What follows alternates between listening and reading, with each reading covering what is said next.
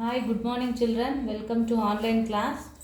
Class 7, lesson number 6, The Sultans of Delhi. Beginning from the 8th century, there were repeated invasions from across the northwestern borders of India. These invasions aimed at looting the wealth, acquiring territories, and spreading Islam. The Arab invasion. The Arabs were the first to invade the Indian territories. They invaded Sindh in 712 CE. As a result of their victory, the provinces of Sindh and Multan came under their control.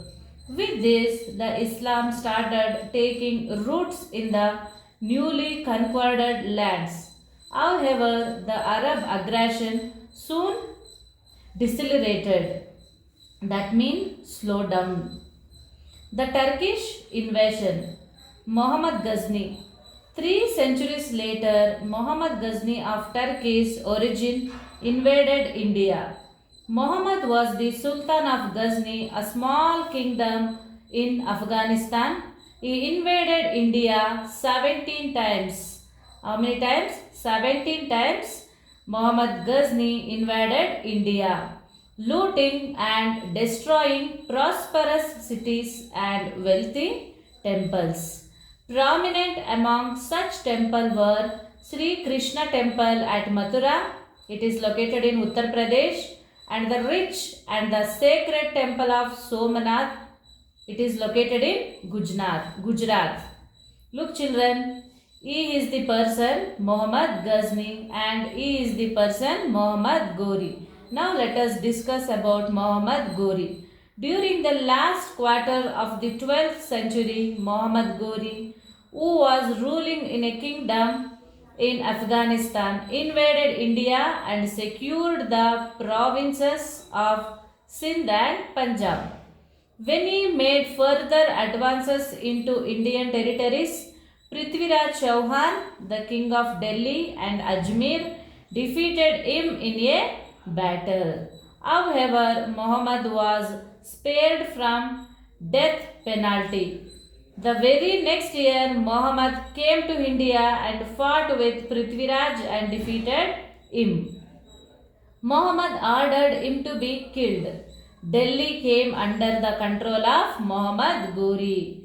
Before returning to Afghanistan, he transferred the conquered territories to his general by name Qutbuddin Aibak. Aibak started ruling as the Sultan of Delhi.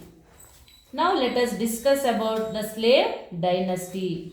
Qutbuddin Aibak, he was the general of Muhammad Ghori. Qutbuddin Aibak was the first Sultan of Delhi. He had originally been a slave and hence the dynasty founded by him is known as the slave dynasty. The slave, the Khilji, the Tughalaq, the Sayyid and the Lodi are the 5 dynasties who ruled Delhi. Once again, the slave, the Khilji, the Tughalaq, the Sayyid and the Lodi are the 5 dynasties who ruled Delhi. He strengthened the Turkish rule in India by defeating his enemies.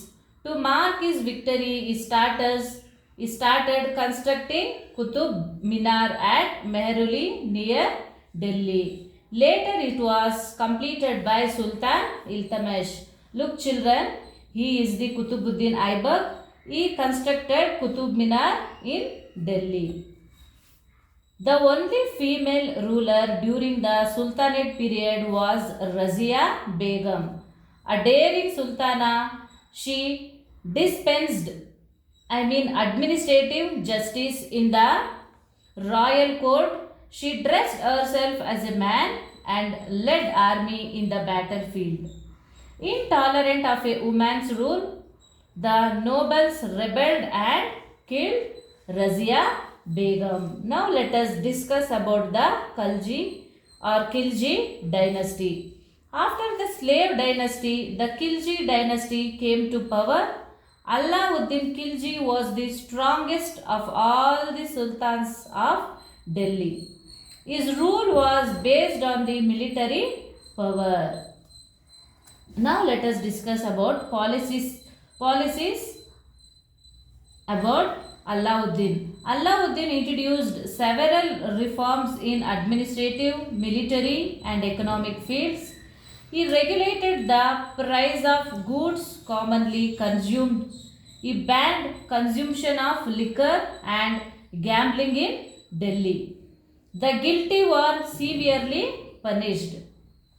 Next, let us discuss about military campaigns.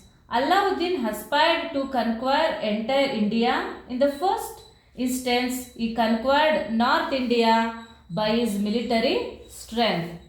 To South India, he sent Malik Kafur, a slave who was close to him, with a huge army. Malik Kafur invaded the four major kingdoms of South India and looted their capitals. So Malik Kafur, he conquered four South Indian kingdoms. Let us discuss about that. Malik Kafur were the Yadavs of Maharashtra, capital of Devagiri, the Kakatiyas of Andhra, Warangal, the Vaisalas of Karnataka, Dwarasamudra, and Pandyas of Tamil Nadu. One more name for that, Madurai. Malik Kafur, continuing his military march, proceeded up to Rameshwaram. All along the route, his army destroyed several places of worship and looted wealth. Never before had such a huge quantity of wealth of South India flowed to Delhi during Alauddin Khilji period. Alauddin patronized Amir Khusru. Patronized means Alauddin encouraged Amir Khusru. He was a great poet, Amir Hasan and other Persian poets. He built a new fort in Delhi known as Siri. Halai Darwaza in Delhi, a grand structure, was his contribution to architecture. Look children, it is a Alai Darwaza located in Delhi. Alauddin's last days were tragic. There were several revolts in the palace to overthrow him. Finally, Malik Kafur, out of greed for power, killed his master and declared himself a sultan. But he too was killed by his enemies. Within a short time, the Khilji rule ended and the Tughlaq came to power. Now let us understand about the Tughlaq dynasty. Muhammad bin Tughlaq was the most notable sultan of the Tughlaq dynasty.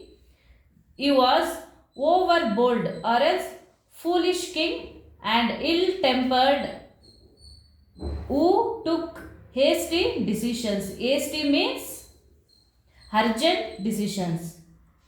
He could be easily enraged. It was a word, he was a strange character. Who is a strange character person? Muhammad bin Tughlaq. Now let us discuss about his administrative experiment. The first point is transfer of capital. To improve the functioning of the administration, he undertook several experiments. One such experiment was the transfer of capital from Delhi to Devagiri. Devagiri located in Maharashtra. He was of the view that the capital should be centrally located. Devagiri, 700 miles from Delhi, was renamed Daulatabad. He passed strict orders that all the residents of Delhi should move to the new place. The residents of Delhi who were forced to leave their homes faced untold misery in the course of their journey to a far place in the south. A large number of them died on their way. Anyway, after shifting the capital, he realized that he had committed a grave mistake. So he ordered reshifting of the capital and the people to Delhi. However, only a few survived to return to Delhi. The next administrative experiment is issue of token coins. Another reform of Muhammad was that he issued copper coins in place of silver coins with the same face value. But he failed to pass order that only the government had the authority to mint copper coins. Consequently, people themselves began to mint copper tokens. This resulted in the devaluation of coins. Finally, he abolished the use of copper coins. He exchanged the silver coins for copper coins. The treasury was empty. He was deceived by the people. This experiment proved a great failure and weakened the financial condition of the state. The government could not meet the demand for silver coin in exchange for token coins. Dissatisfied with Muhammad's rule, people revolted. While he was putting down a revolt in Sindh province, he died of fever. After the Tughlaq rule, the Sayyid and the Lodi dynasties ruled from Delhi for a short period. The last Lodi ruler, Ibrahim, was defeated in the Battle of Panipat by Babur, who laid the foundation for the Mughal rule. Now let us discuss about contribution of Delhi Sultans. The first point is administration. Although the Hindus formed the majority under the Sultanate, the administration functioned on Islamic lines. The army formed the backbone of the state. The sultans were supreme authorities. Balban, a notable sultan, declared that he was the God's representative and hence accountable to God alone. The sultans, however, had to face frequent revolts of the local rulers and were always fearful of losing power. The next point is economy. The burden of the land tax heavily fell on the peasants. Peasants means farmers. Muhammad bin Tughlaq further increased the land revenue and got it collected mercilessly. Consequently, peasants revolted everywhere. Weaving was the major occupation of the people. The cities provided employment to a large number of workers on the account of brisk building activities taking place there. The sultans were mainly importing horses. The next point, architecture and literature. The main structures built by the sultans were the famous Qutub Minar. It is 17 meter tall. Then Alai Darwaza, an impressive entrance, Quwata ul Islam Mosque and the Fort of Siri. All these are in Delhi.